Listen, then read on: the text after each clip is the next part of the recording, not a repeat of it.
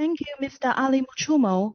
Now we would like to invite Dr. Chu Fuxiang, President of China Academy of Forestry, to host the keynote plenary session. 感谢穆秋姆先生。接下来有请中国林业科学研究院院长楚富祥研究员主持特邀报告环节。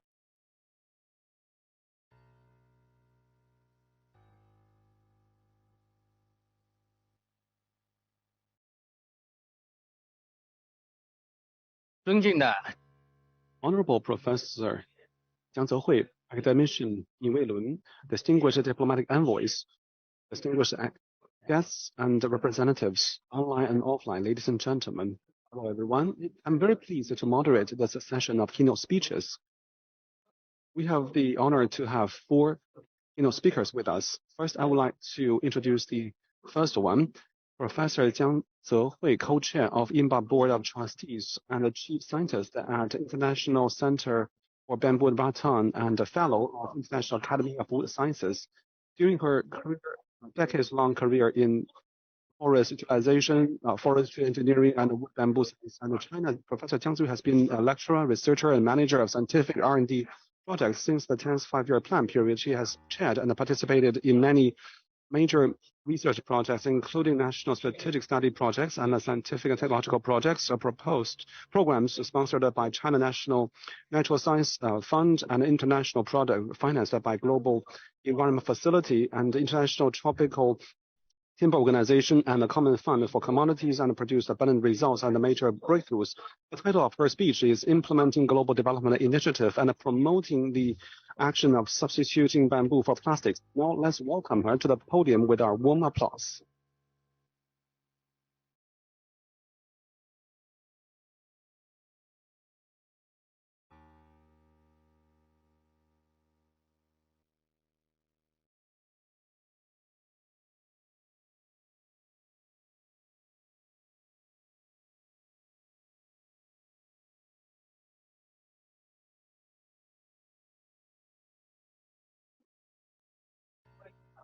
Distinguished guests, dear experts, dear delegates, ladies and gentlemen, good afternoon. It is a great honor to deliver the keynote presentation on the theme of the Congress. The initiative is to implement President Xi's proposal on substituting plastics with bamboo. In the ambassadors' dialogue, all the panelists have expressed their insightful ideas. In the action of substituting plastic with bamboo, the Chinese government and the INBAR together implement this proposal, and this initiative represents the action.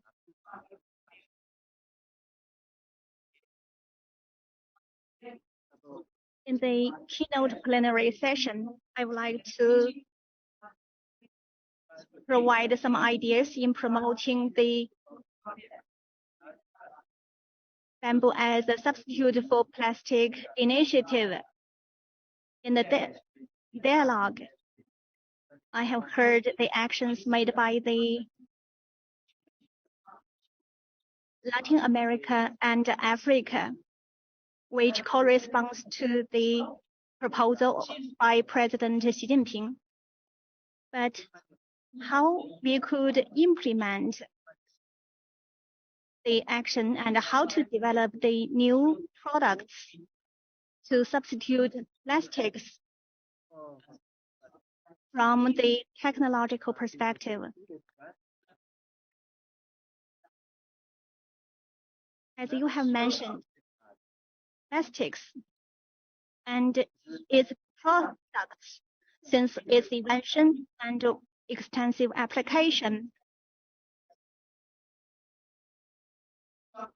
provided convenience in our daily life and production. But the environmental pollution caused by it is worsening. It has threatened the human health and the environmental health. UNEP in 2021 published a report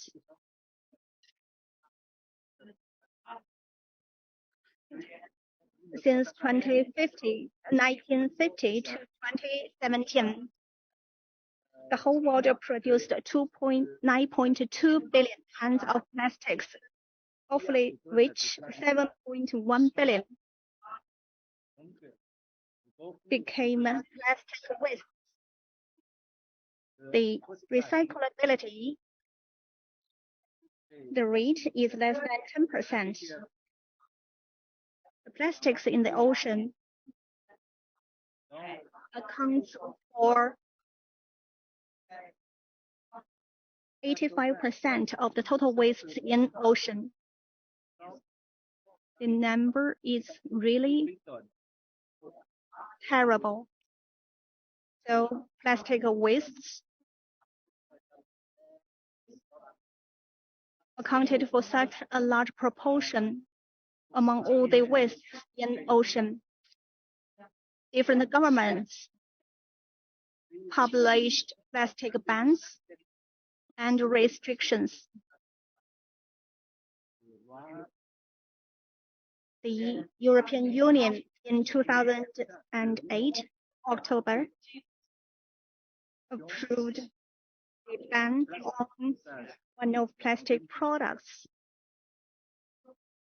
The Chinese government in 2020 and 2021 published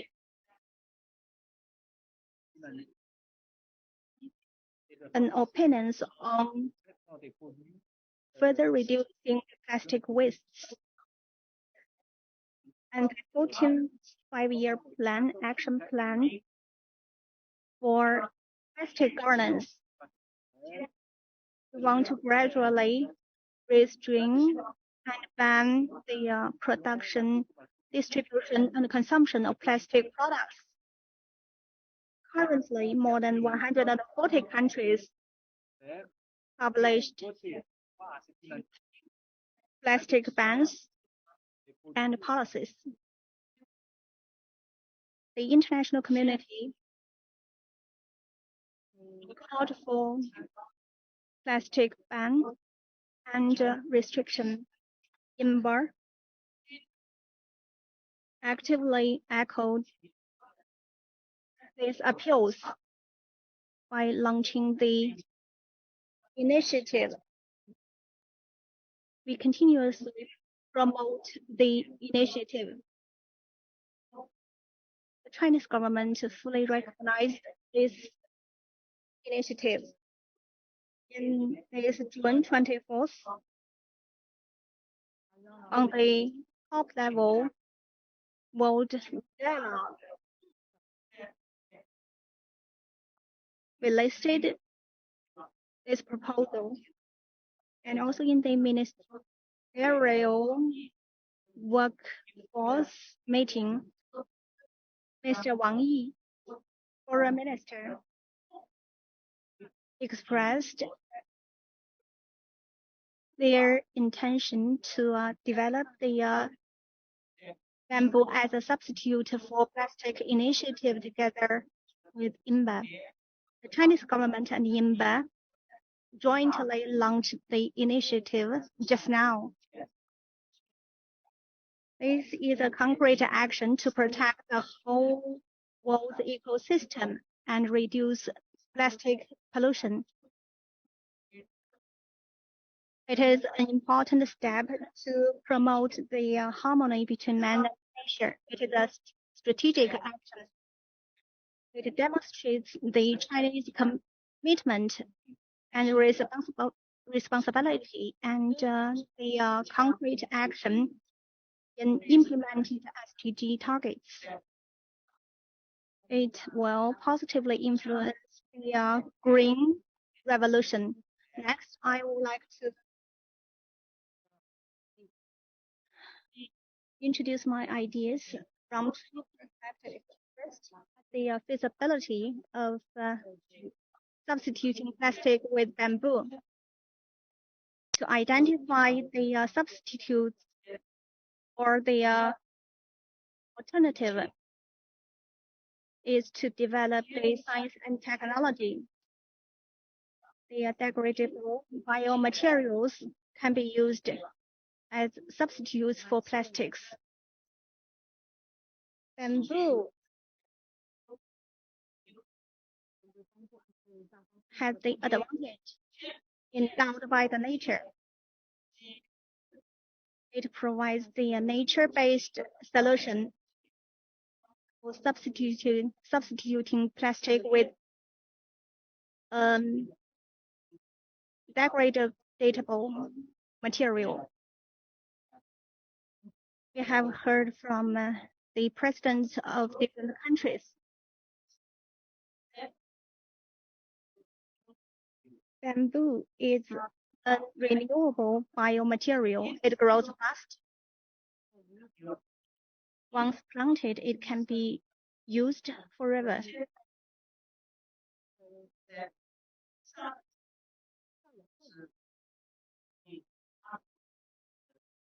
On the 20th anniversary of INBAR, we published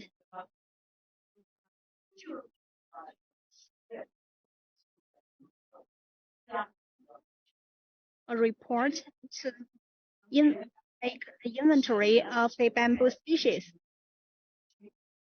Previously, it is unknown to us. After 2 decades of efforts, INBAR and ICBR, together with the Royal Academy in the UK, jointly published a list of bamboo species. They have developed a taxonomy, and now it is known to us that there are 1,642 species of bamboo in the world, in Africa, Asia, and America. The total area of bamboo forest is over 35 million hectares.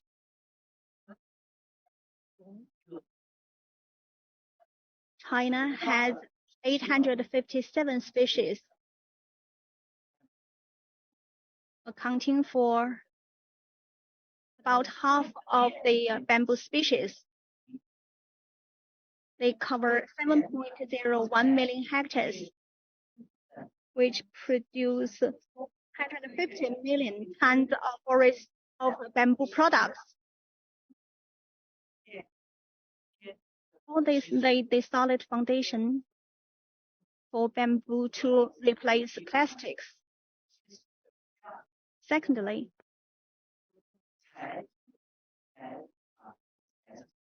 bamboo is of a very good property. It is a high quality material compared with other biomaterials.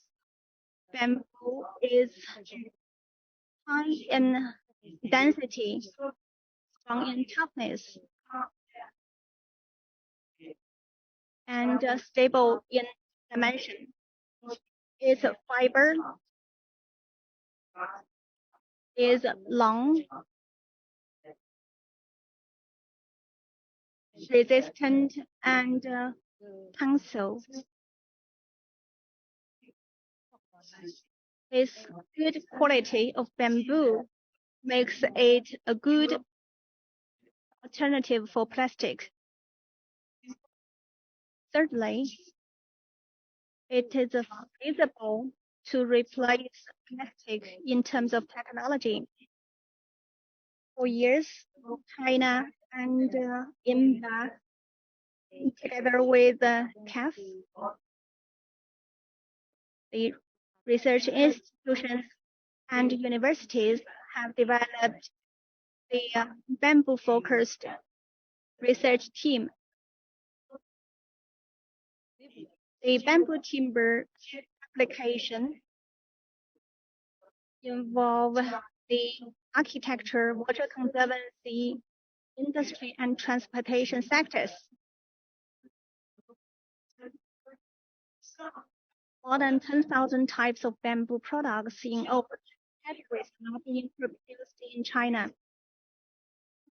Those which can replace plastics and has a very mature production and processing technologies reach more than 10.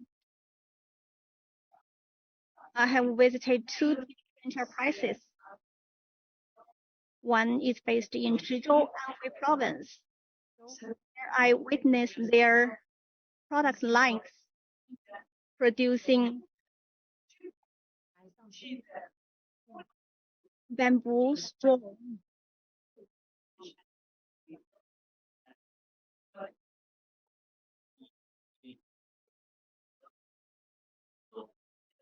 As a substitute for plastic straw. The straws are made of bamboo. This is a company based in Zhizhou of Anhui Province.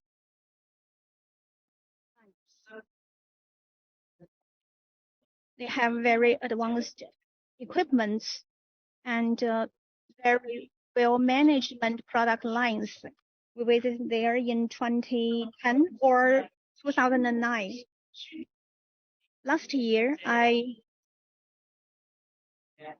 during the Yangzhou Gardening Expo, visited a company which produces the auto parts from bamboo. It is based in Yizheng of Jiangsu Province, an automotive parts producer there. So technologically, I'm confident that bamboo can be used as a substitute for plastic. We will make continuous effort in developing more products.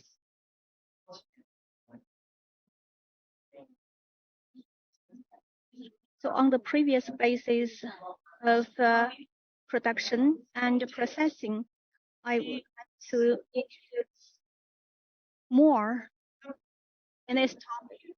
And first, for the production of industrial products, the bamboo fiber is a material which consumes less energy and insulates heat and electricity. The bamboo fiber can be used to produce the automotive doors, seats, headliners, and trunk panels. The interior trim parts. The development and production are ongoing, which I feel really excited. All these products, especially the automotive parts and components, compared with the traditional propylene,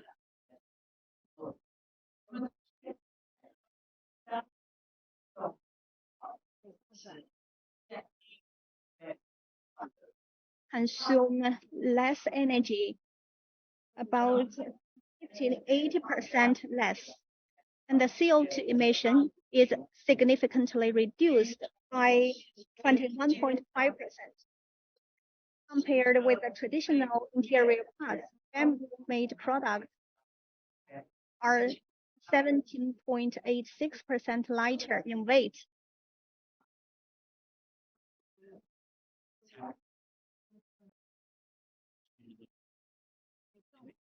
So this is an example of the industrial products And second, the bamboo can be used to produce the casing for electric appliances.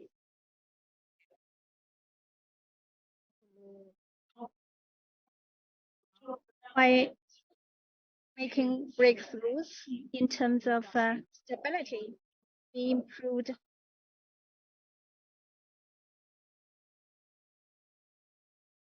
the anti-wearing and life of bamboo products compared with ABS engineering plastics. Bamboo casing is better in look, in anti-static characteristics, heat resistant, wear resistant. All these properties can be improved by 2 times in mechanical properties. So these are 2 examples for industrial products. The second one is about the daily necessities application. First, I have told you about the 30,000 tons of plastic straw consumption. This is about 300 million pieces consumption or demand in China. We developed a degradable bamboo straw.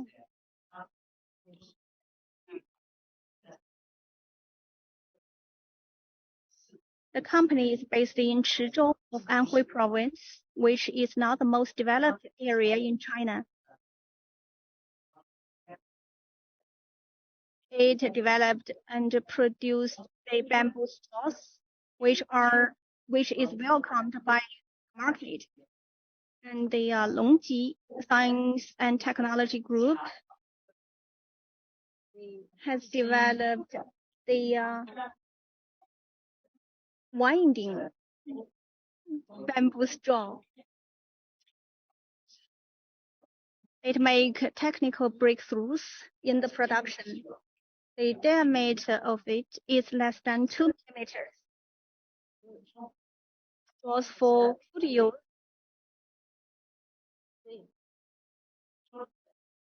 has overcome the difficulties in cutting and the winding and molding prevention aspects.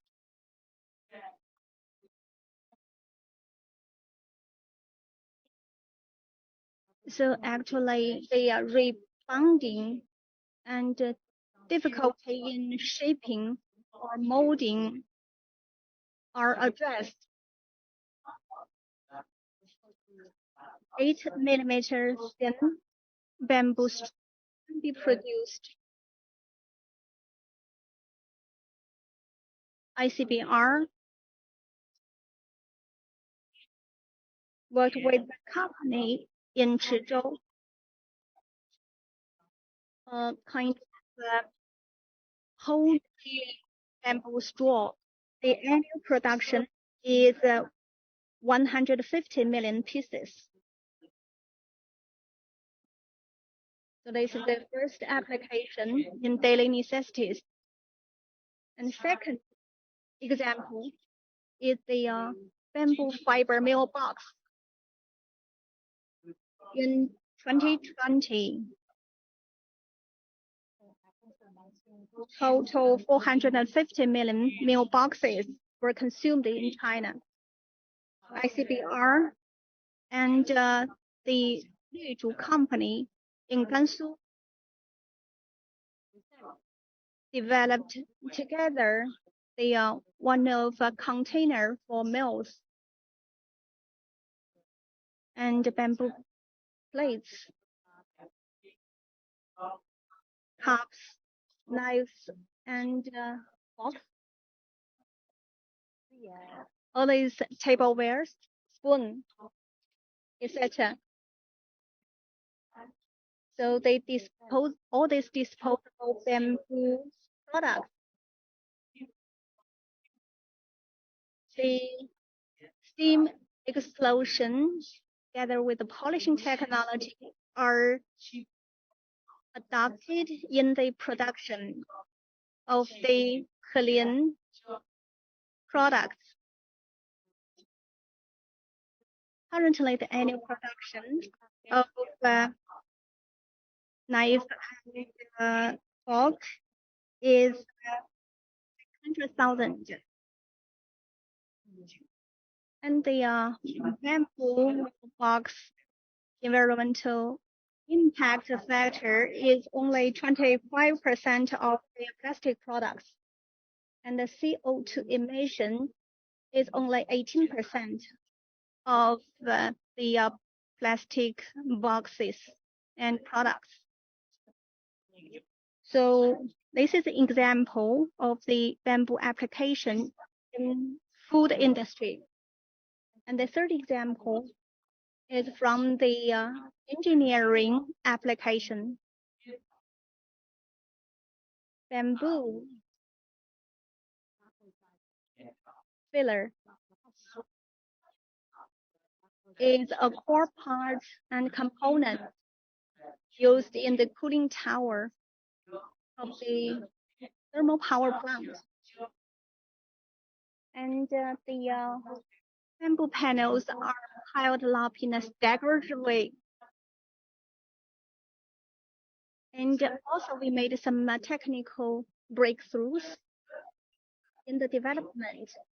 So the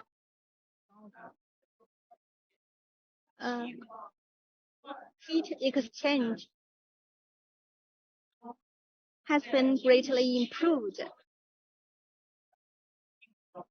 The application of the bamboo filler in 1,000 cooling towers compared with the plastic filler improved in energy efficiency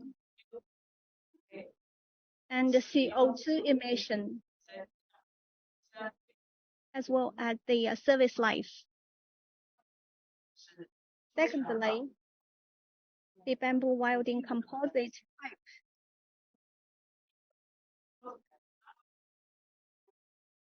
makes full use of the bamboo's tensile strength. Bamboo-based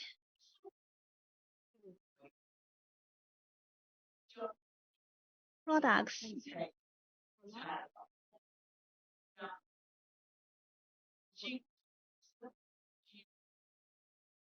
is used to produce a bio-based material.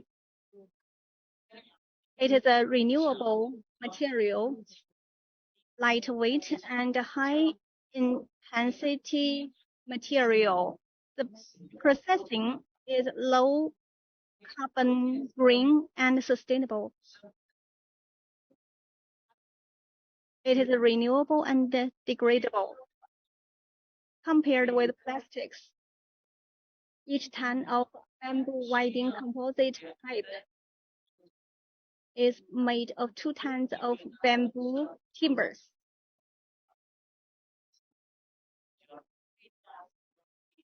As we know, bamboo grows fast, and the best year of application is the 4th or 5th year. Usually the material is too crispy in the 6th year. So each ton of bamboo welding composite pipe is produced by 2 tons of bamboo.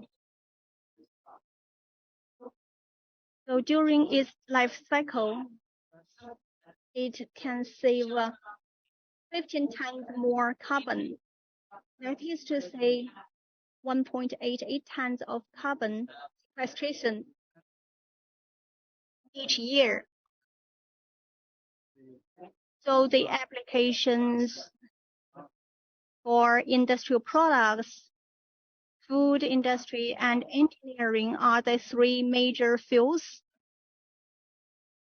which can make full use of bamboo timber, ICBR, and INBAR. jointly launched a project this year to explore innovative technologies, the pulp application, fiber application, and we are aiming to develop the technologies to substitute plastic, as well as the bamboo products as a substitute for plastic products in order to meet the world's demand for greener materials. And second, I would like to cover the development measures for the replacement. We have obtained mature experiences and knowledge, but the market presence, market share of the bamboo products is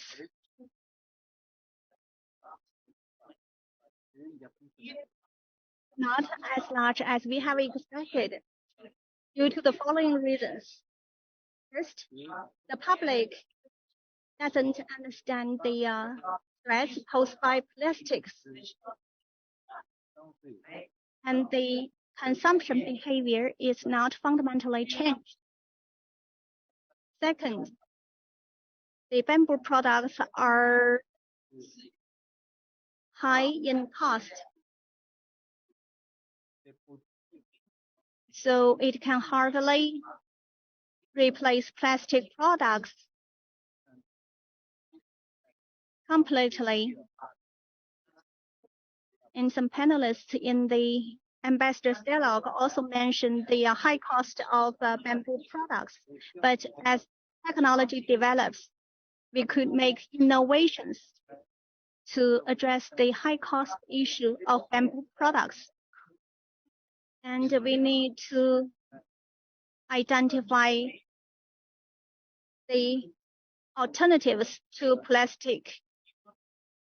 And that is to say, we need to select the right species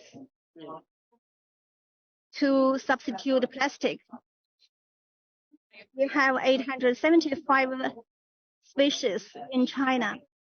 Not all of them can be used to replace plastic.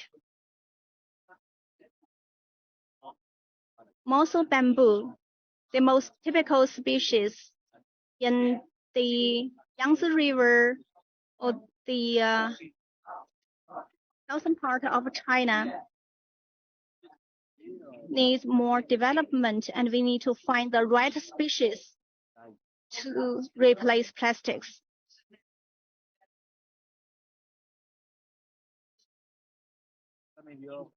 The scientific and technology progress could address all these difficulties and challenges.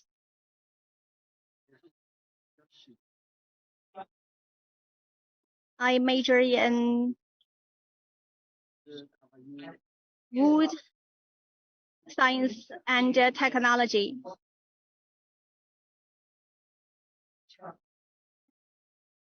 Wood is a material familiar to me, but in 2019, I shifted to bamboo and rattan. Since then on, currently, I will not say I'm a wood scientist, though it is my major.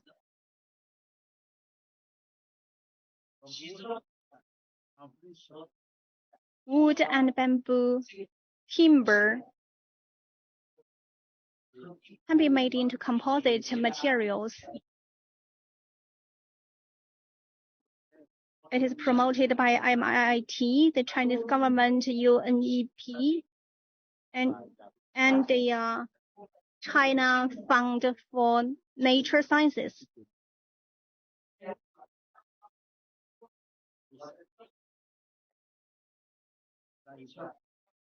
I shifted to bamboo and rattan science and technology from wood science and technology.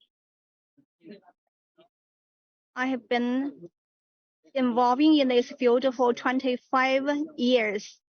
Here, I would like to appreciate the NDRC, the Chinese government, and the UN agencies, as well as the China Nature Fund for sponsoring many natural science projects. So currently, I'm focusing on composite materials. Just now, I talked about the cutting technology.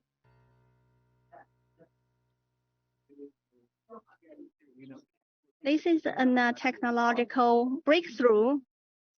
We need to cut the bamboo into 0.3 millimeter sheet, which won the first prize of the scientific and technological progress in 2008. We also launched demonstration projects. The cutting technologies require development and research.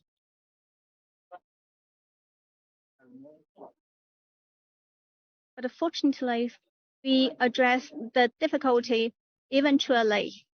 And it is a great honor for us to obtain the first prize. In the face of the difficulties, we made great efforts.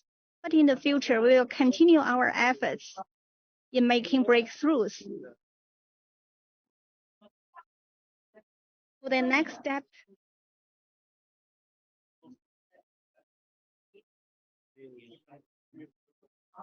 we will continue to research and develop the solutions to substitute plastic. And first, we need to strengthen the scientific and technological innovation. The substitutes development needs to be deepened. We need to address the technological difficulties in front of us and continuously realize the iteration of products. And also, we need to develop the intelligent production technology to enable the new shaping and molding methods. We need to develop different shaping methodologies in order to develop more substitutes for plastics and more advanced production technologies. And also, the bamboo products need to be increased in terms of quantity. Also, we need to develop a standard system to improve the product's quality. Secondly, we need to improve the resources offering capacity through selective breeding and targeted breeding.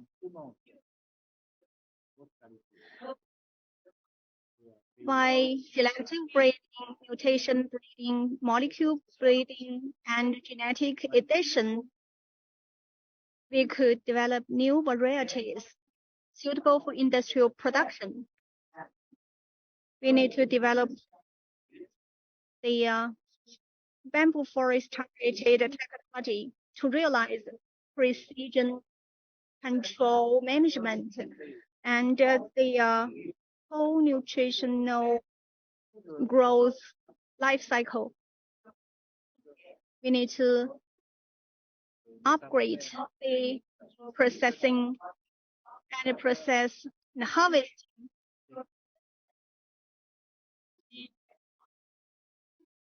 and the large-scale harvesting in farms, the regular storage and harvest should be improved in order to create a better bamboo timber supply system.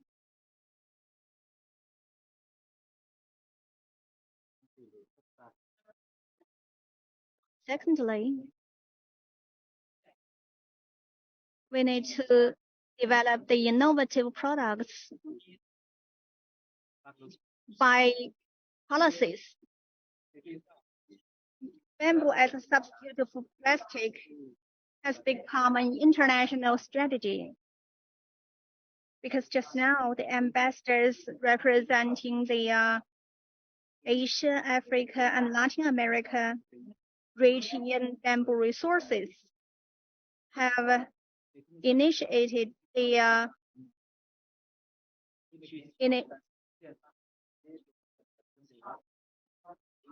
and responded to the proposal by President Xi Jinping and the Global Action Plan of 2030 GDI. The regional offices of INBAR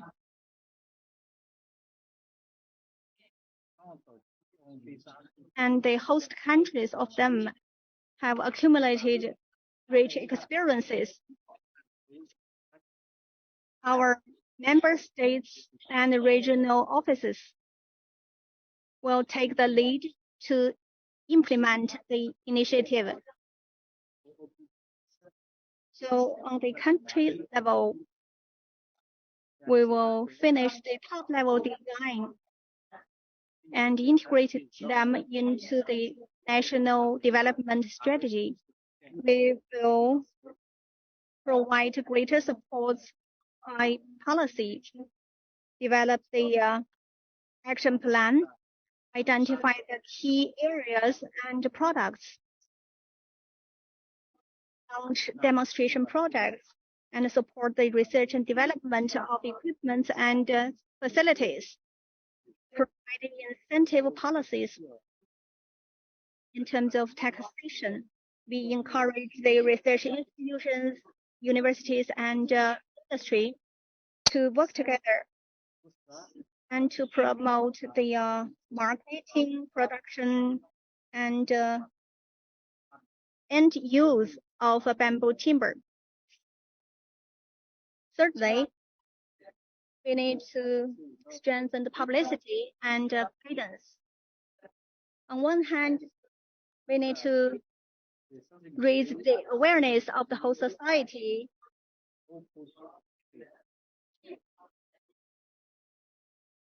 of the harms of plastics to human health and environment.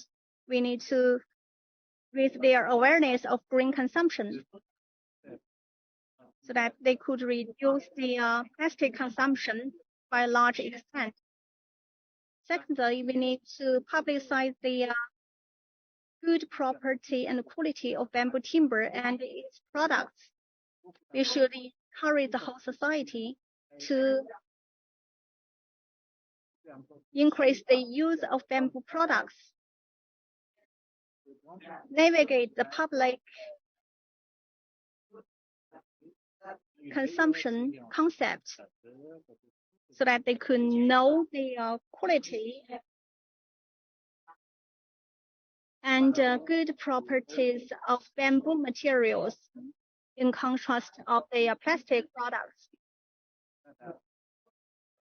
We should let them know that the bamboo material can be used during the whole life cycle of bamboo forests once being planted. For example, in a bamboo producing area,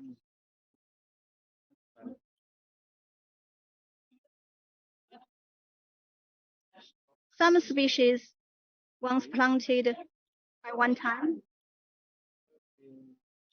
can be used forever.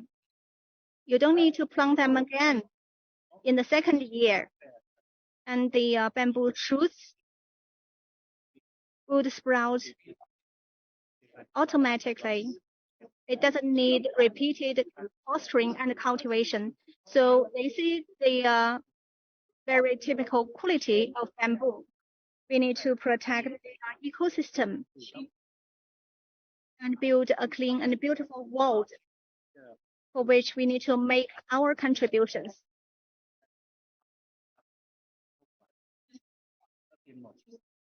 Fourthly, we need to deepen the international exchanges and cooperation in technological development to ensure the ecological security.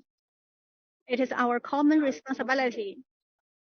Be it a country with or without bamboo resources, we need to strengthen our cooperation under the initiative so that we could fully implement it. INBAR will stick to our principle of the multinational dialogue mechanism to build such a platform for scientific and technological cooperation. We will organize the joint actions by developing or revising relevant standards or policy to increase the values of substitutes. And also we will create an exchange mechanism to promote the research and development, promotion and application of plastic alternatives. Distinguished guests, ladies and gentlemen, the bamboo as a substitute for plastic initiative is the mission endowed by the age. It is our responsibility to protect the blue planet and benefit the future generations with a beautiful and clean earth. We need to join hands together, make great efforts to implement the bamboo as a substitute for plastic initiative and to promote the quality development of the bamboo and rattan industry, increase the green growth, and accelerate the green revolution. We need to do our part. Thank you very much. So this is my presentation. Thank you very much for the attention.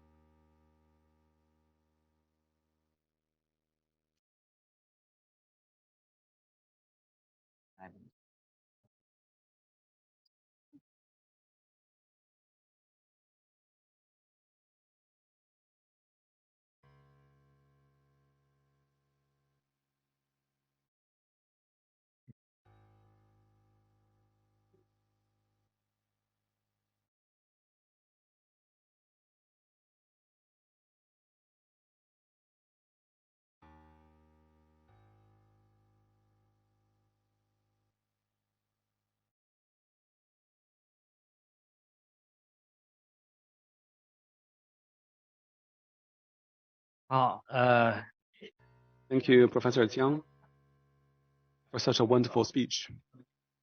Just now, Professor Jiang systematically introduced the potential and direction of bamboo in substituting plastics and addressing climate change from the important background and the significance of bamboo substitution, the feasibility of bamboo substitution for plastic in different application areas, and future development direction was a broad vision and big picture.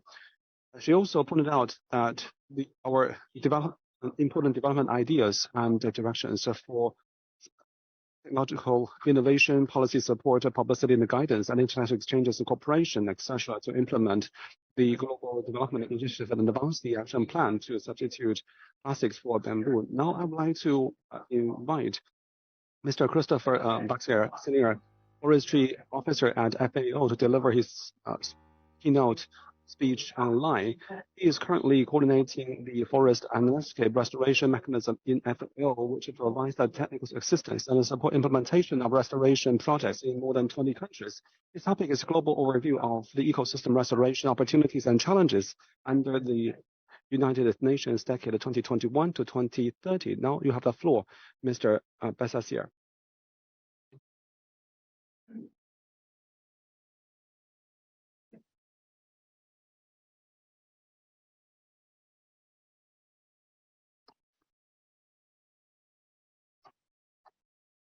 Thank you, distinguished participants. Good morning, good afternoon. I will share my presentation. I hope you will see the screen. Can you confirm to me that it is visible from your side? Yes. So I will introduce to you an overview of the opportunity, maybe for INBAR and the Rattan community of practice and the members of your organization. What are the opportunities and the challenges in the context of the UN Decade on Ecosystem Restoration? As you know, to prevent, halt, and reverse the degradation of ecosystem worldwide, the UN General Assembly adopted a resolution in March 2019, and for a UN Decade on Ecosystem Restoration.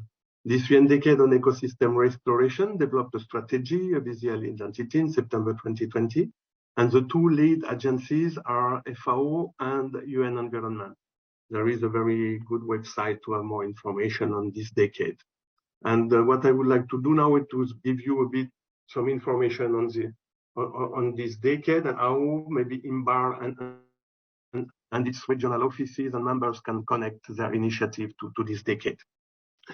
The vision of this decade and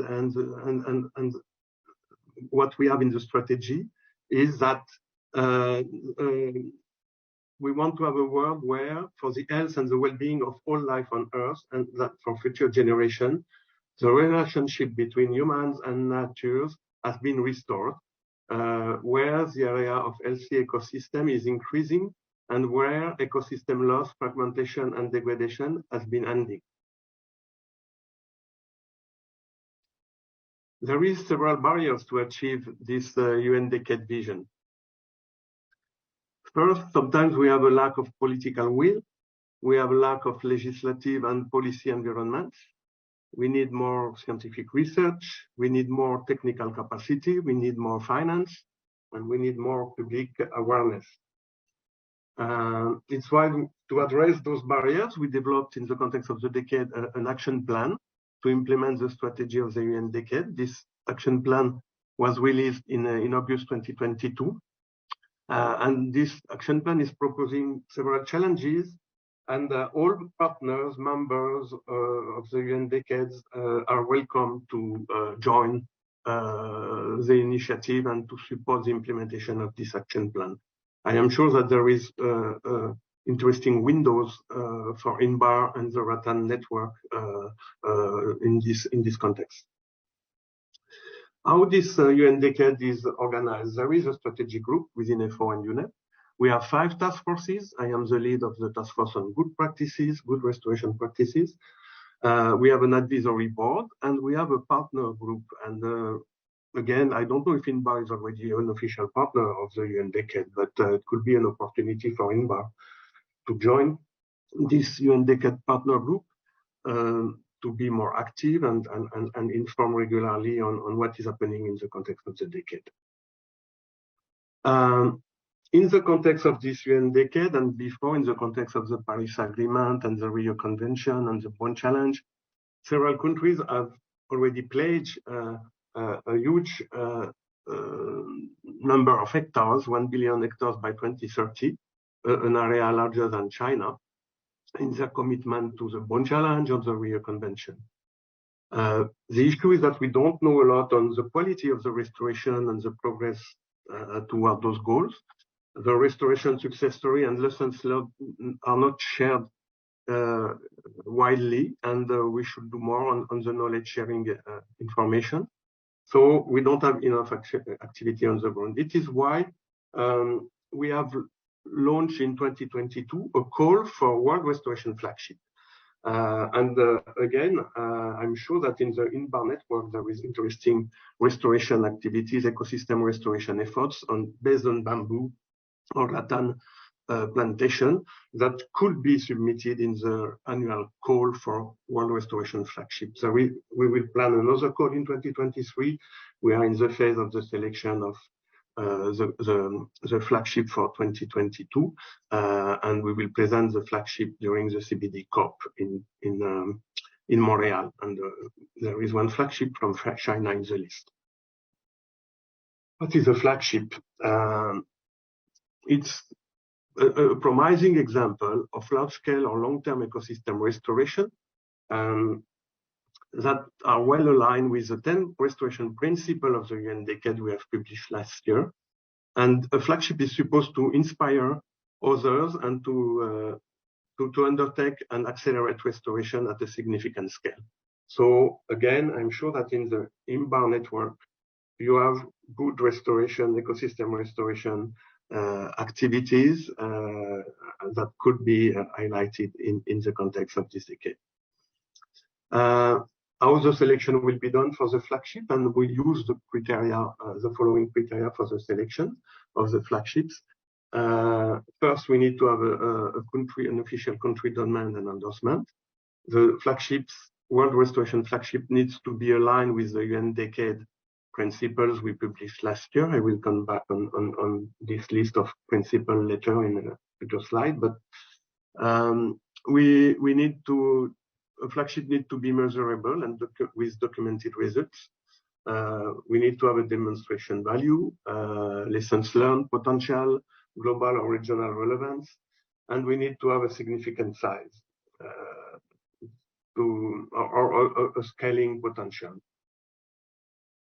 We received for the first call 154 expression of interest, 70 government endorsed nominations, and finally we have selected a short list of 23 flagships, and 10 will be presented during the next CBD COP at the end of the year.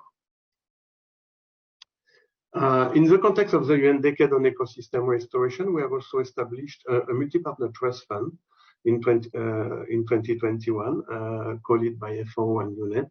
And the ambition of this multi-partner trust fund is to raise at least $100 million by 2030 to support the implementation of the strategy and the several flagships.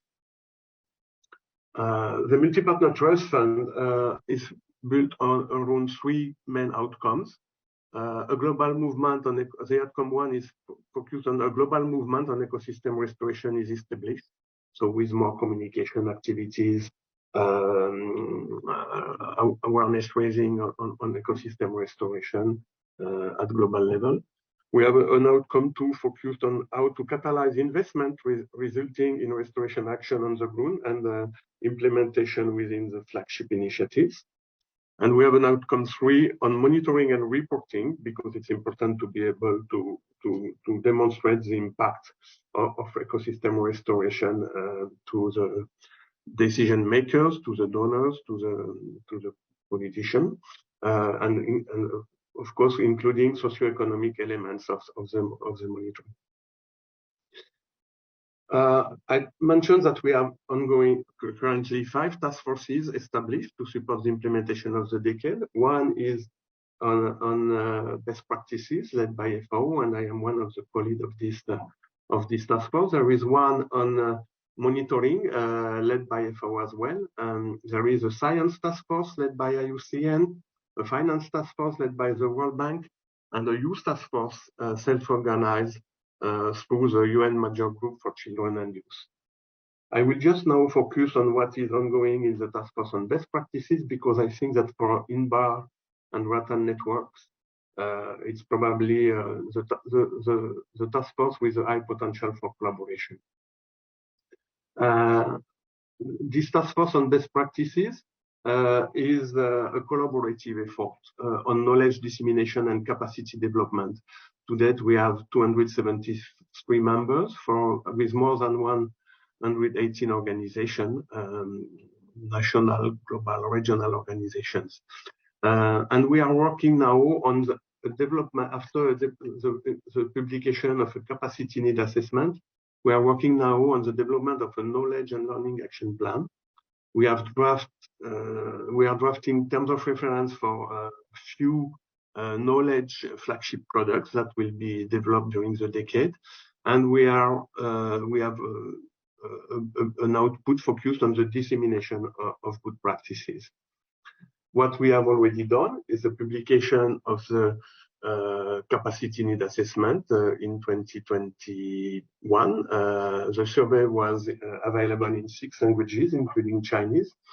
And we have identified now, thanks to this global capacity need assessment, the key knowledge gaps.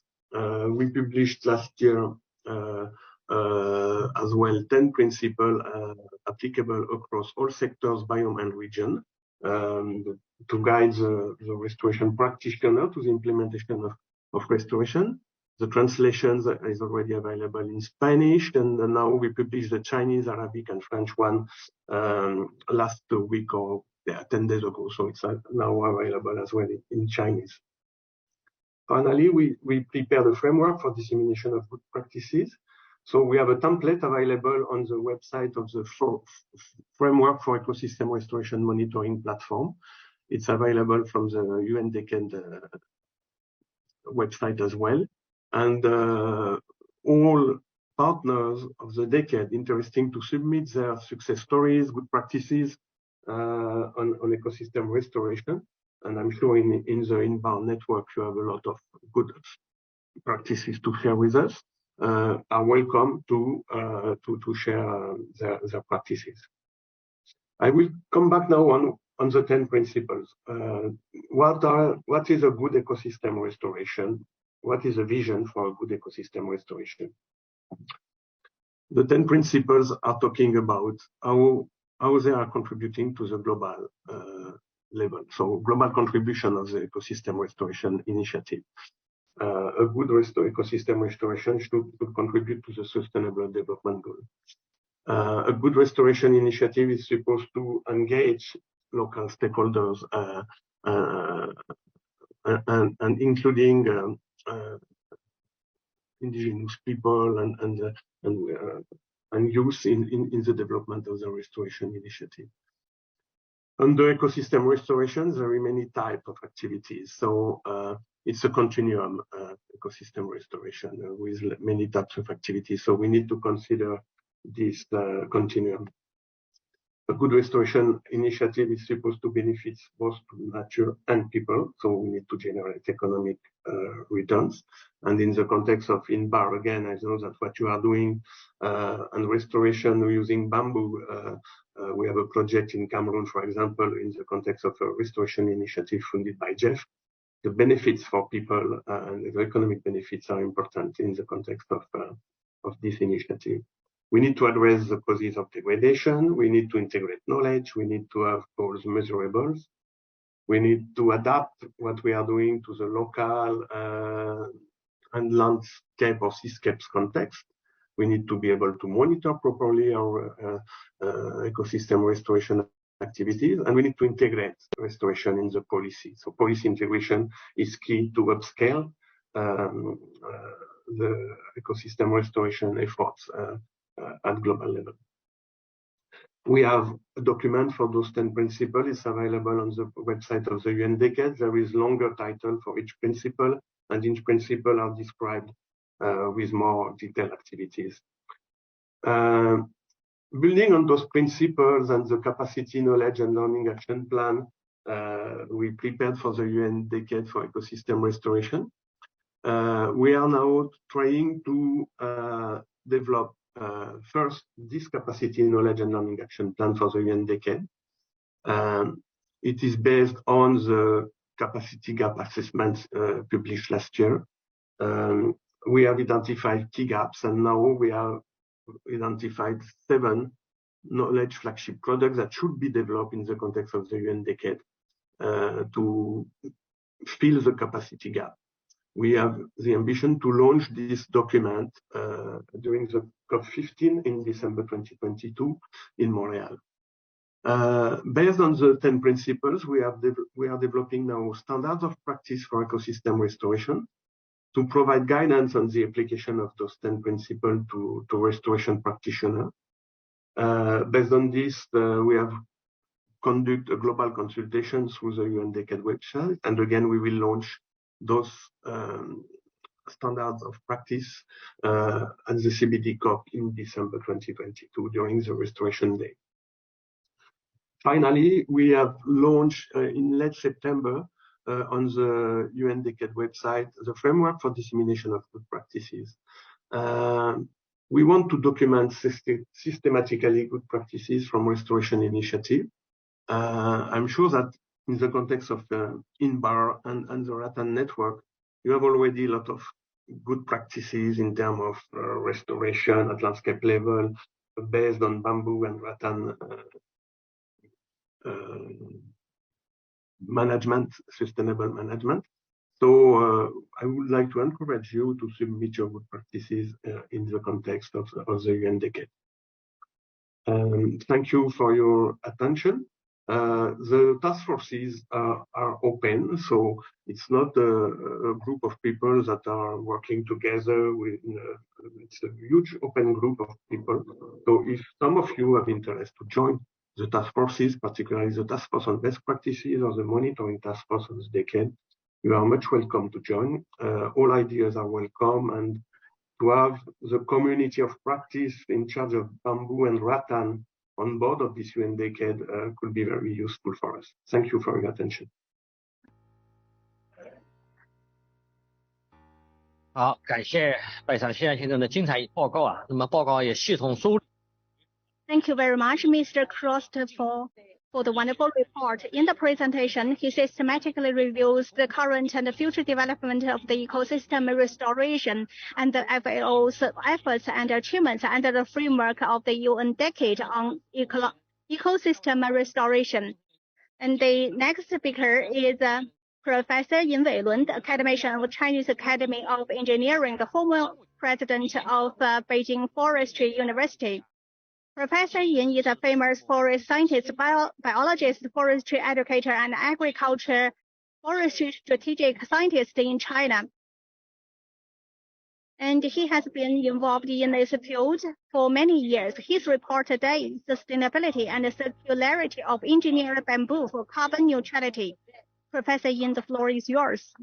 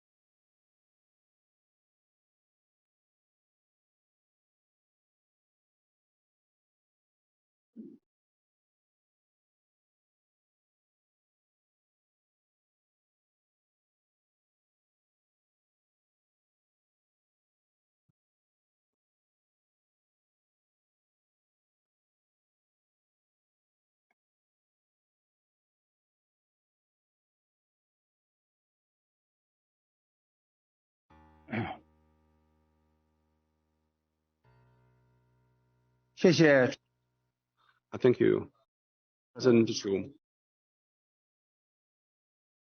Distinguished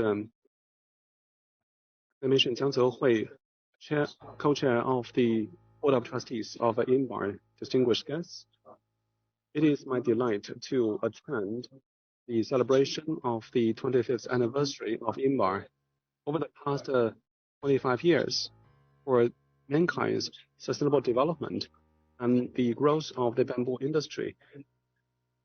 Glorious achievements have been made, but I believe and wish that even more of such achievements will be obtained in the future.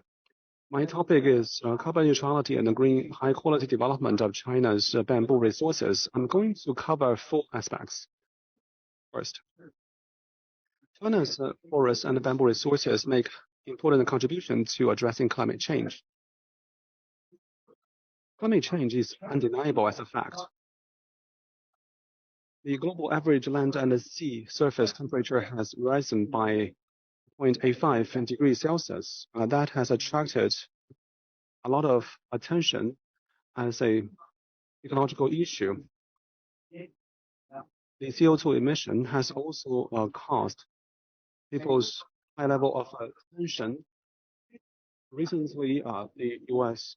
NOAA published that the concentration of CO2 in the atmosphere has reached 402 ppm, which is 50% higher than before the Industrial Revolution. That means the greenhouse gas will stay in the atmosphere, and the carbon sink will be lost, and carbon circulation will be halted. SO2 and in addition to CO2 are in the air.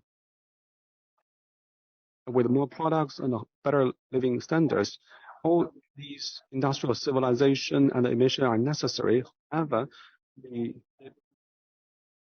problems have been the legacy of industrialization and a major task for us to accomplish. And this is a common responsibility of the mankind. President Xi Jinping put forward the dual carbon targets for China on December 12th, 2020, at the Climate Ambition Summit. President Xi announced that by 2030, China's carbon emission would peak, and efforts will be made to achieve carbon neutrality by 2060. The stock of forestry in China will be increased by 6 billion cubic meters versus 2005. The bamboo resources are included in such a stock.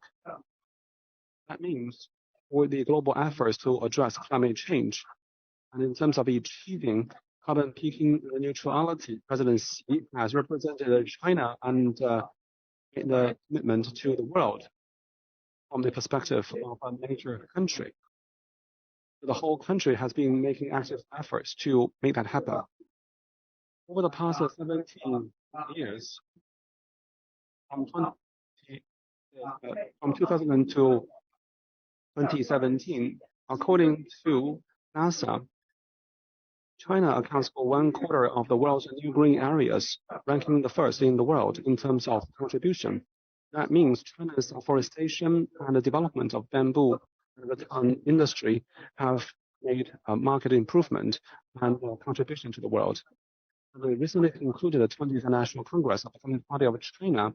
The dual carbon targets have been further elaborated with more actions and initiatives. He called on us to work actively and prudently towards the goal of carbon peaking and neutrality, and promote a clean, low carbon, highly efficient energy use, and push forward a clean and low carbon transition in the industry, construction, transportation, and other sectors. Just now, Academician Jiang Zehui also put forward the initiative to substitute bamboo for plastics and let it penetrate construction, transport, and many other sectors. All these represent important scientific measures to boost the global ecological civilization. President Xi further noted the importance to increase the carbon absorption capacity of ecosystems and advance global governance in response to climate change. All these are the guidelines for our activities. Second, to implement the strategic plan laid out by President Xi, we need to be mindful of the carbon sink capacity and the potential of bamboo resources in China as our priorities. China has abundant bamboo resources. China has 857 species of the total of 1,642 species worldwide, and also China has 0.9% of the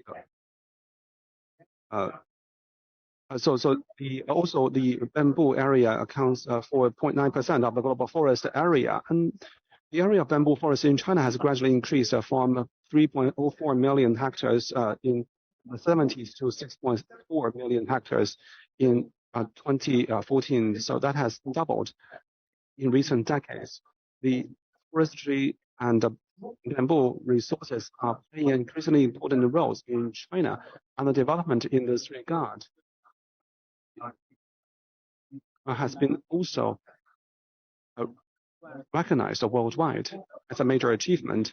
In addition to the increase of acreage, the efforts has also been made in the ecological multifunctional service by bamboo forest for people's livelihood and rural rejuvenation. So Anji is the place where the President Xi announced the strategy that large exclusive waters are valuable assets, and bamboo enabled such development in Anji. In February 2018, when President Xi visited Sichuan, he instructed that the bamboo industry should be developed according to local conditions and make bamboo forests a landscape in Sichuan's beautiful countryside. And in 2021, NFGA, NDRC, and the CBRC, as well as 10 other ministries, jointly issued the opinions on accelerating the innovation and development of bamboo industry. So bamboo has been increasingly prominent in the role of ecological system. China's existing biomass of bamboo forests, called bamboo wood and shoots, ranked the first in the world. So in 2019, the annual output value is about 300 billion RMB, driving about 10 million jobs. For economic development, especially rural development, bamboo has played a major role. The carbon sink function and the role of bamboo forests are also on the rise. Each year, with only 2.94% of the area, bamboo forests contribute 7.1% of the absorption amount. That evidences the important carbon sink capacity. The annual absorption of fixed CO2 by the Mosul bamboo forest is 24 tons per hectare, ranking the first among all. And the bamboo forests at large are also significant in the contribution to carbon sequestration. In the management of Mosul forest, we give light to the advantage of carbon sequestration. Under proper management, the net carbon sequestration of Mosul bamboo in 1 to 60 years is 224 tons per hectare, and that for the Chinese fir forest is only 167 tons per hectare. That means Mosul bamboo is more powerful, and it is important to make innovation close to the southeast area. The bamboo forest will be able to work with the coast oak to form a plurality of fences, protecting the farmland from the ocean with a hybrid of different forms of forest. And that will also boost the carbon sink while increasing the protection from the ocean wind. That is about the bamboo resources. By bamboo breeding and innovation, so new technologies and models of breeding have been developed. The next one is about the bamboo forest ecosystem management to improve carbon sink.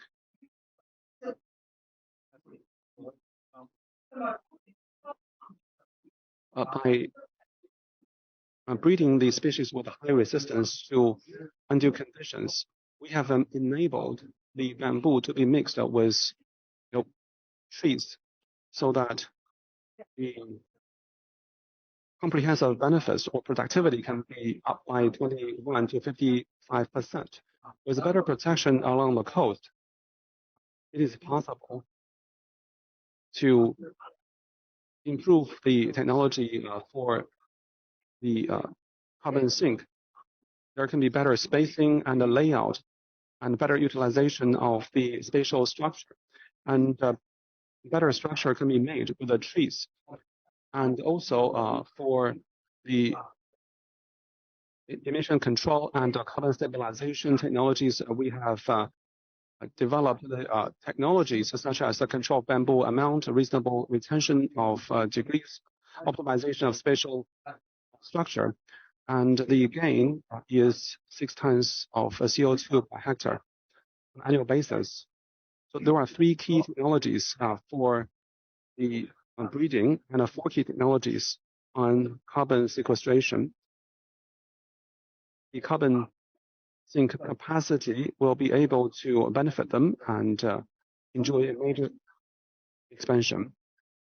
And that will also make the forest more resilient. The bamboo broadleaf mixed forest has higher ecological functions than pure forest. And the mixed bamboo forests are beneficial to soil carbon sequestration and increase the resistance to environmental changes, such as the mixed type is optimal with the bamboo broadleaf, like pseudo alder and jujube are suitable for the mixture. So we have developed different mixture models to increase the ecological function and carbon sequestration capacity, as well as economic benefits. For bamboo forest, we have also applied the precision cultivation technique. We have developed precision cultivation technologies such as targeted management of nutrients and a major economic bamboo species in China increased the yield by 23 to 49% for the biomass and 46% for the bamboo shoots. So in terms of both producing the bamboo forest and the shoots, China is leading the world with these improvements. So we have also established the basis for cultivation of edible mushrooms under the bamboo forest so as to increase the revenue of the neighborhood. Thirdly, we also do research about honoring the ecological functional services. So, Chinese love bamboos from ancient times. A famous poet, Su Dongpo, said in the 11th century that I'd rather forgo meat instead of bamboo in my life. So Chinese have been living with bamboos and making full use of bamboo in all respects. That has been further highlighted as enabled by technology. The bamboo forests also help to purify air. Bamboo forests can reduce about 50% of air particulates in the air, and its dust retention capacity is also higher. The release of terpene VOC from bamboo forests has also beneficial effects, such as fatigue relief, anxiety reduction, sedation, as well as other antibacterial and anti-inflammatory effects. So that is good for people's health. And that can also support the rehabilitation industry. Bamboo forest is also powerful in water conservation with a capacity of 1,000 cubic meters for each hectare of bamboo forest.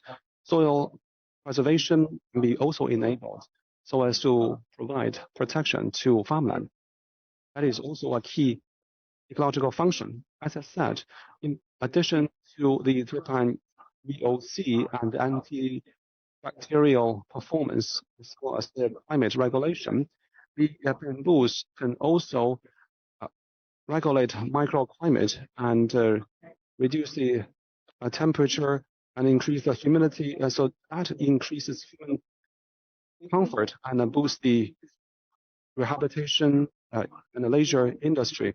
So we can make high quality comprehensive management and utilization of bamboo forest as a key enabler of the leisure and rehabilitation industry. Fourthly, we also develop the carbon fixing products for bamboo processing. Just now, Professor Jiang talked about a lot of bamboo products in industry, building, transport, and equipment.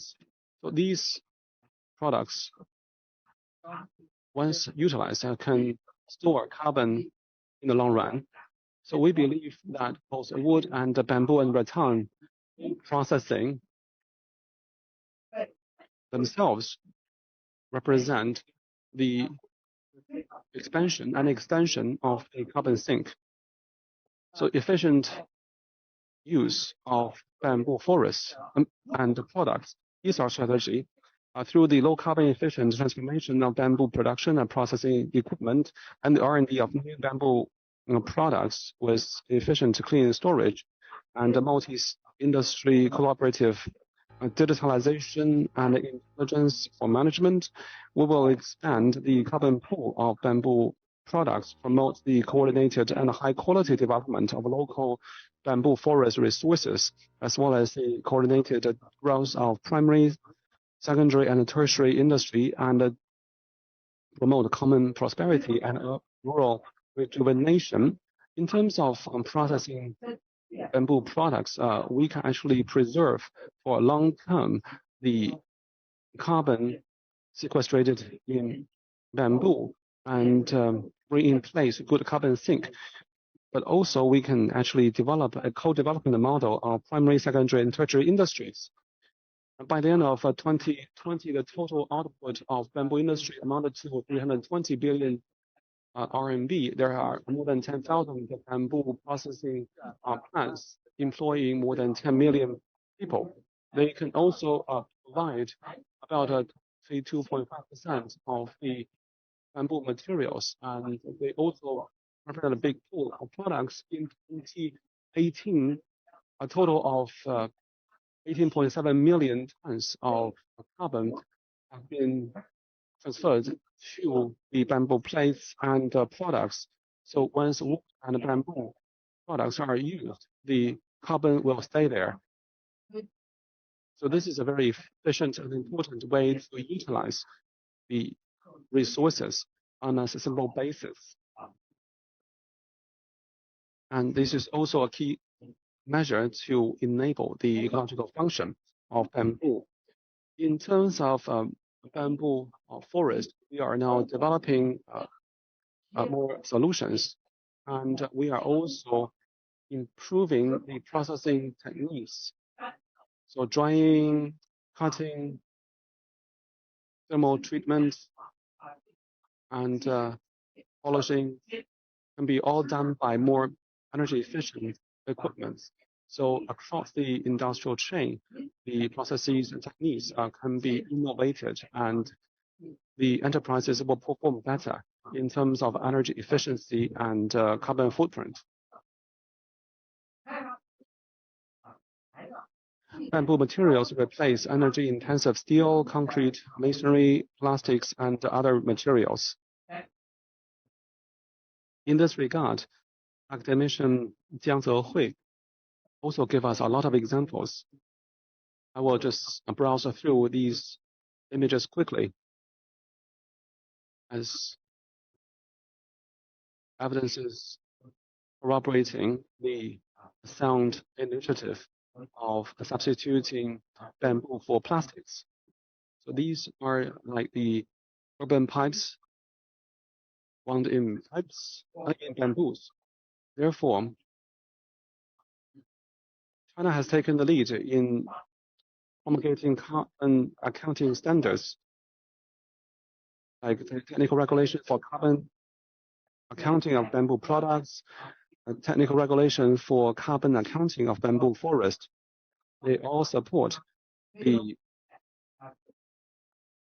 carbon accounting of forest projects with scientific standards. Standardization is now making a big difference. Next, we also developed more technologies in developing bioenergy alternatives to fossil fuel. So while processing bamboo, about 50 to 70% of the bamboo materials will become residues. They can be generated while processing and be turned into biofuel. There's also enormous potential for that. namely a solid fuel, bioenergy, are also the future direction of comprehensive utilization of bamboo resources.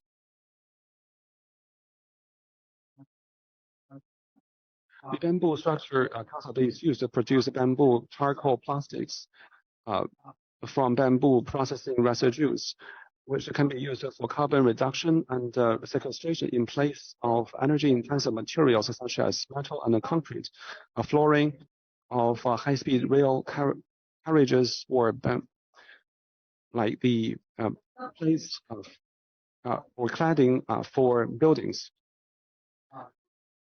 Through polymer and metal oxide loading modification, a series of columnar bamboo charcoal, honeycomb bamboo charcoal, bamboo activated carbon cartridges can be all developed to better increase energy efficiency and cut emission. As mentioned by academician Jiang, in thermal power plants, bamboo can be used as drench fillers in lieu of plastics, yielding better cost structure and less emission by 6.1 times. So both economic and ecological gains can be made by such technologies. Also, as mentioned by Jiang, the bamboo fiber can be used for car manufacturing. I will avoid the repetition. We believe that bamboo resources accompany mankind and serve green development.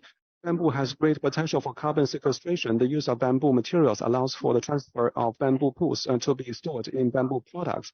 Bamboo products can replace many high emission and energy consuming products.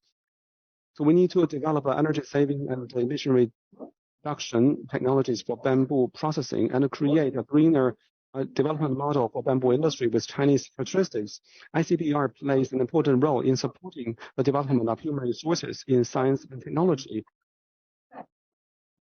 So while developing the bamboo industry, technology, processing, and utilization, China is making innovations and making new contribution to the global response to climate change.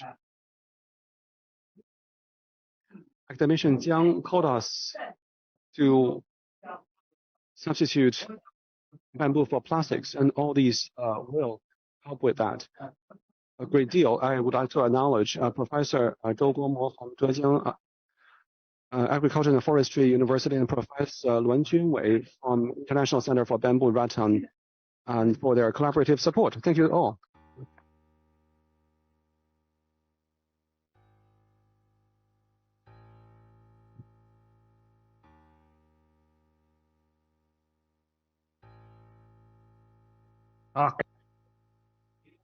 Thank you, academician Yin, for the wonderful report. Based on the double carbon strategy in response to global climate change, the presentation covers the Chinese forestry's carbon sequestration function and potential, the bamboo resources and its carbon sequestration function, and the bamboo industry's potential and innovations to realize the double carbon targets and green development. The last speaker for the afternoon is Dr. Pablo Wander Lugt from the Delft University of Technology. He is the World Bamboo Ambassador and an architectural engineer. He is active in the building industry and focuses on the environmental impacts of engineered bamboo. His topic today is sustainability and circularity of engineered bamboo for carbon neutrality.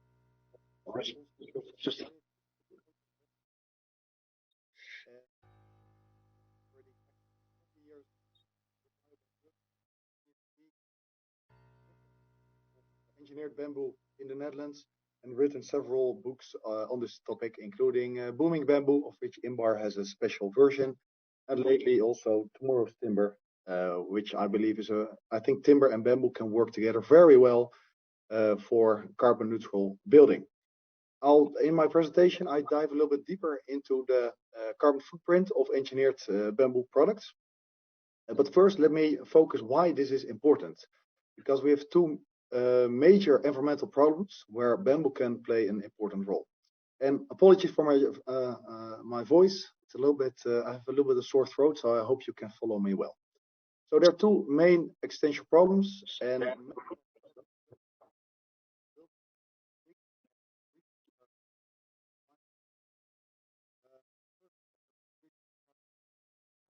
materials are used in the built environment.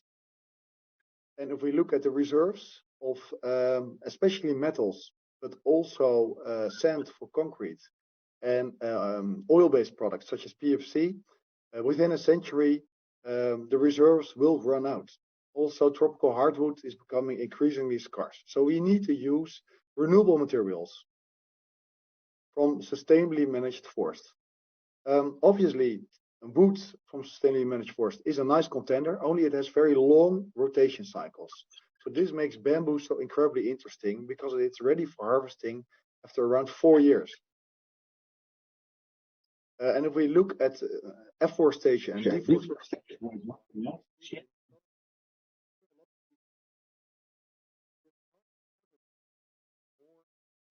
forest is growing. Well,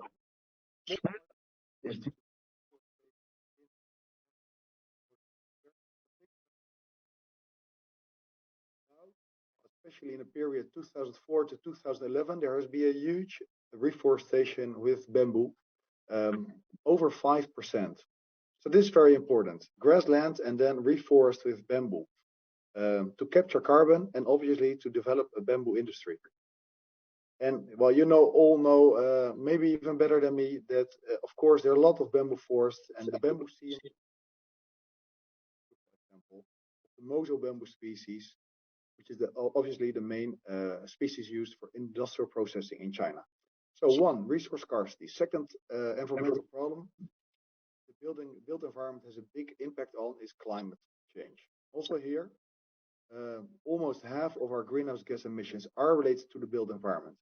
Of this 39%, 2/3 is related to operational energy use, and 1/3 is related to embodied carbon, so the CO2 emissions during the production of building materials. And of this 14%, half is related to the concrete industry, and the other half, production of metals and plastics such as PVC. You don't see bamboo here, you don't see wood here because they have very low CO2 emissions. So it's important to substitute these materials where possible with bio-based materials, bamboo, timber, etc. If you look at the CO2 emissions, then we see that the high CO2 emissions are for the production of aluminium. And you see steel here, and you see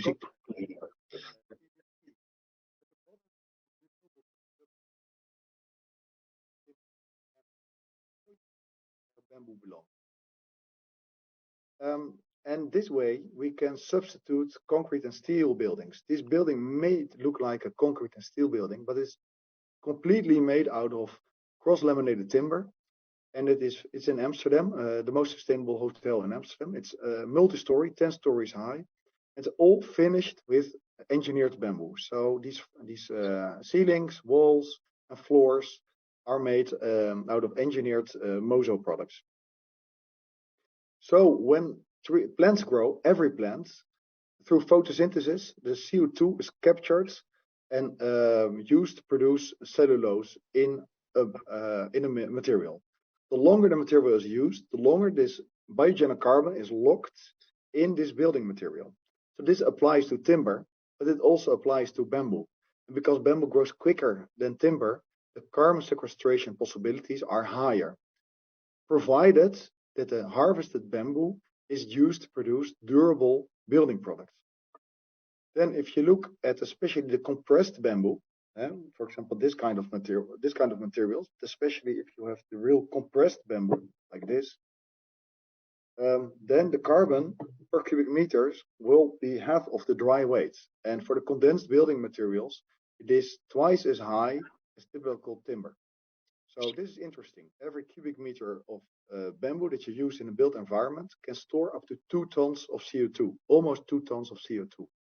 The longer it's used in the built environment, the longer the CO2 is locked. So if you do a very quick calculation for this building, Hotel Jakarta in Amsterdam, it uses 2,500 cubic meters of CLT, so timber, but also a couple of hundred cubic meters of bamboo. In total, this building stores 2,000 tons of CO2 for the lifetime. And also it substitutes concrete and steel, which adds up another avoided CO2 emission of 2,400 tons of CO2. So together, building this building in timber and bamboo has saved 4 tons of CO2.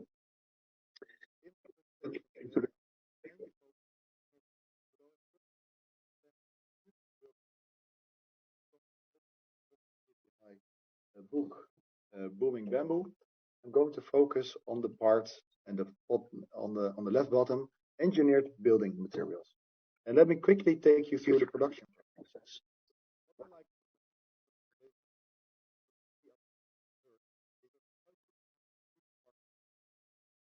Not only the bottom, which is typically used to produce these kind of laminated bamboo products, but also the mid part and the top.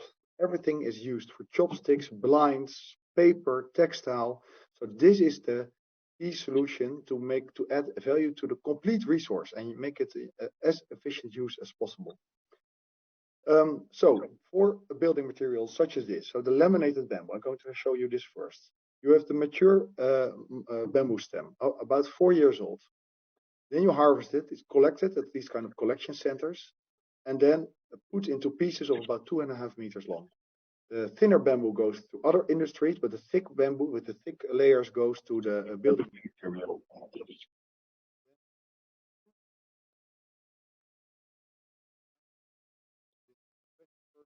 The more sophisticated version.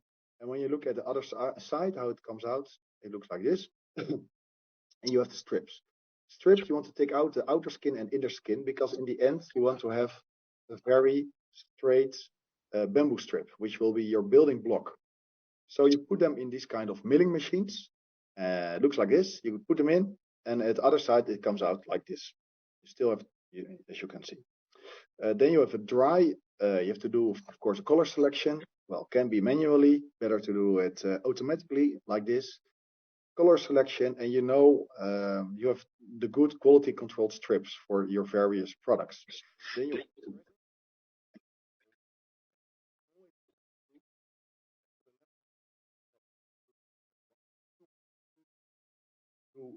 dry weight is glue, so you always need glue. And for the densified bamboo material, so the glue is the main component that is not bio-based. So we really have to look for bio-based alternatives there. We're going to test right now in China, so we expect a lot from that. So you have your panel then from laminated bamboo strips, which you can still clearly see, and you can use it indoor for flooring, for walls, for ceilings. This is the Guggenheim Museum in Bilbao in Spain. And obviously you can also, a new development is using this not only for decoration, but also in a semi-structural way. So we've done testing on the strength together with the University of Cambridge and Graz. And this shows that the laminated bamboo beam in here in light green has a better performance in terms of bending strength, compression strength compared to glue laminated spruce. This makes it very interesting for these kind of applications. Semi-structural, as long as we don't have building codes, more difficult to use it in a real structural way. But for example, for these kind of semi-structural applications, such as curtain walls, facades, it's very interesting to use this new material.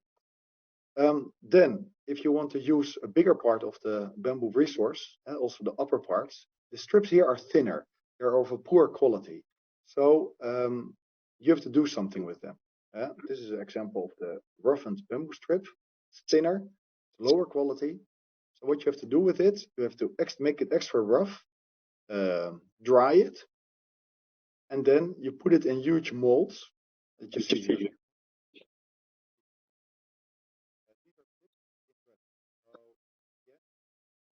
about 4%, 5% of glue content. Here you press multi-story hut. They go in this, and they come out.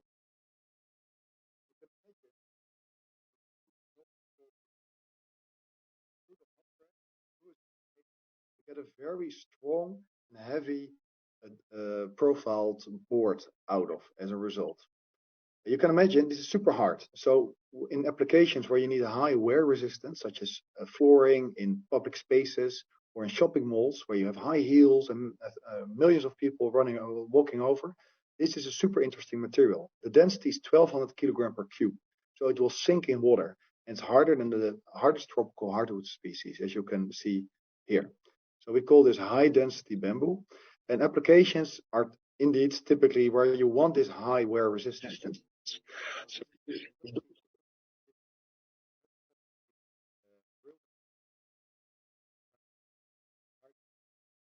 Millions of people go over this, and they apply the high density bamboo here for the flooring in the entrance hall, but also for the staircases here at the back. This is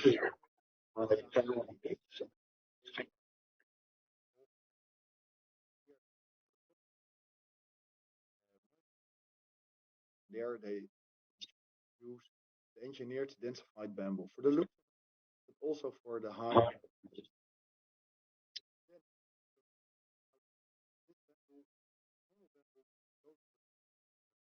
A lot of starch.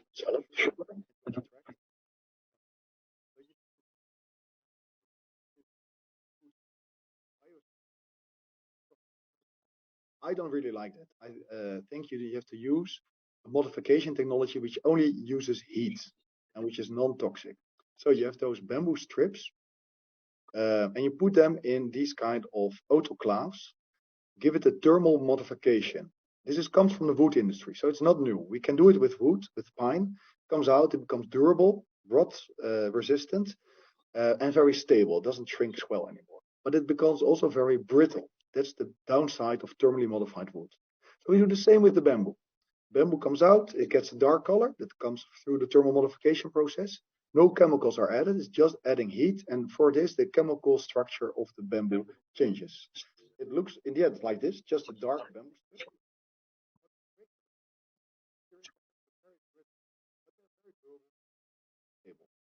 So now you do the densification process, which I just showed before. What I don't like of this process, you still need 10% of synthetic resin.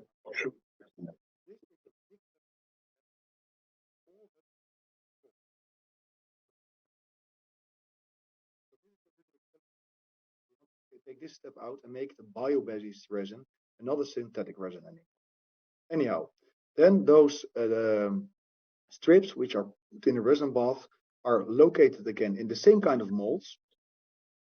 They go in a multi-story press. Here you see them going in. It's a hot press again. This is how it looks like from the side, and it comes out at the other side with about 10 kind of mega boards. And these boards are pressed, hot pressed, as you can see, and then they come out as a strong and sturdy board. So this is not brittle anymore. It looks like hardwood.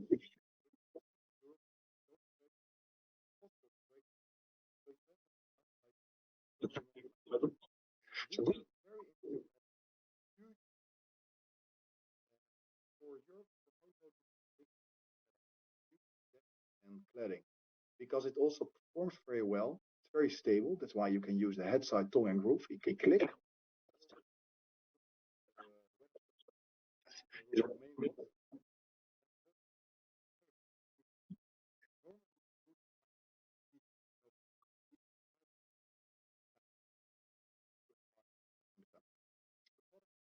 Weathers very naturally, and you can see it becomes super stable because of the head side tongue groove. You can make very long straight lines. So architects love this. You can use it in very cold climate. It's super hot.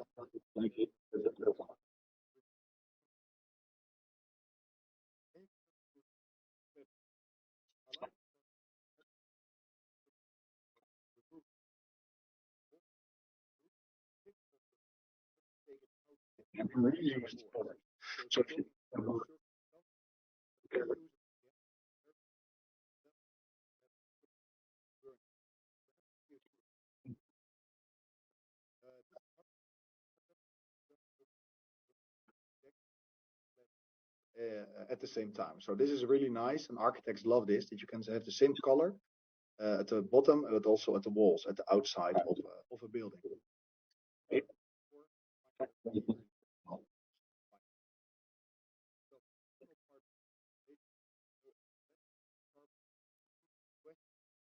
Beginning.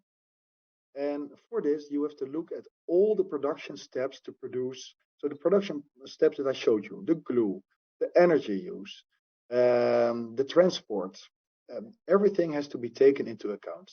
Well, my PhD about almost 15 years ago was about this topic. And since then, I've remained updating the life cycle assessment, the LCA, for the Mozo bamboo products. So we also did together with INBAR this publication for also recently updated the figures again. So in kind of CO2.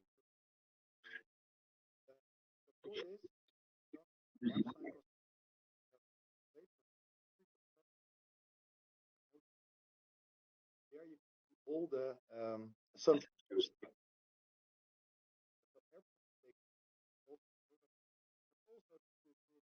For the steam production and the oven. So in table form, it looks like this. You have all these aspects that are taken into account: the glue, the transport, the energy use. You add it all up, and then you have a final result. I don't have the time to go really into detail. If you want, you go to the website. But the result, final result for the outdoor product, it would end up here. We call it bamboo extract.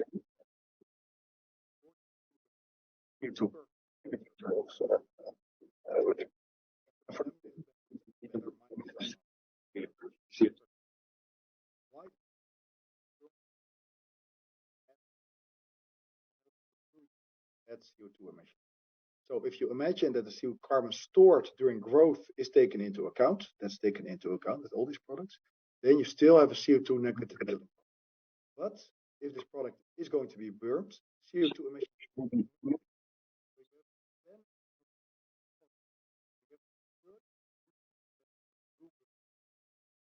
then you can state that it's CO2.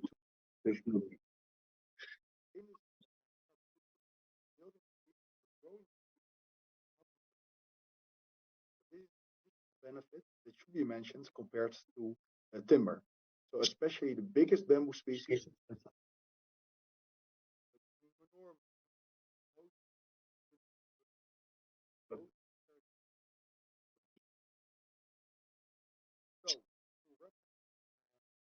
Biggest carbon sequestration potential of bamboo lies when you start reforesting deforested land. So this is one of the case studies from China, where big amounts of degraded land have been.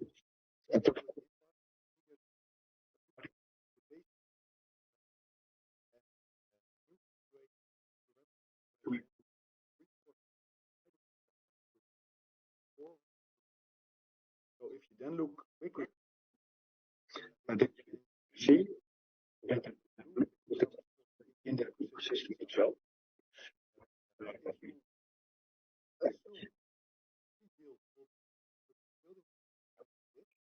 Then this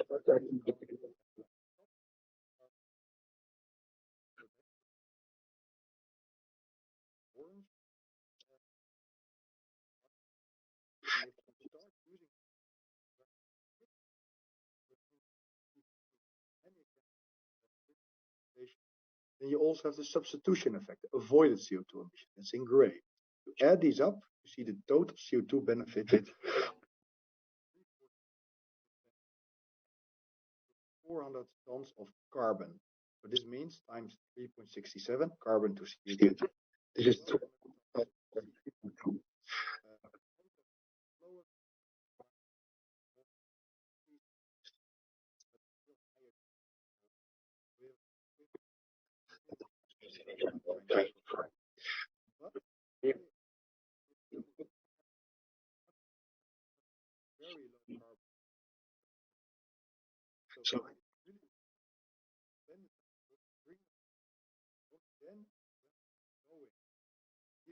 materials. Only then you can reach high numbers. So this is super important. If you have unmanaged bamboo forests, bring them under management, then you get your carbon sequestration potential. If this all went too fast, you can just download this report on the website.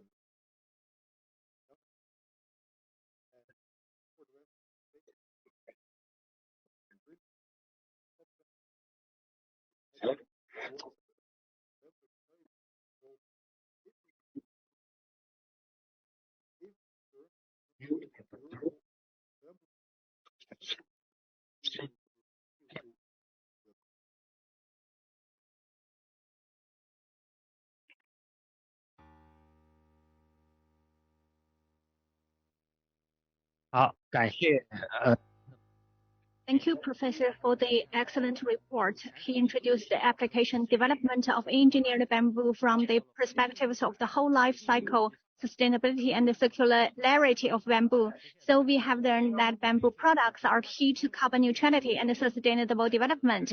Thank you again, Professor Lucht. The 4 presenters have made wonderful presentations. Let's give them a big round of applause.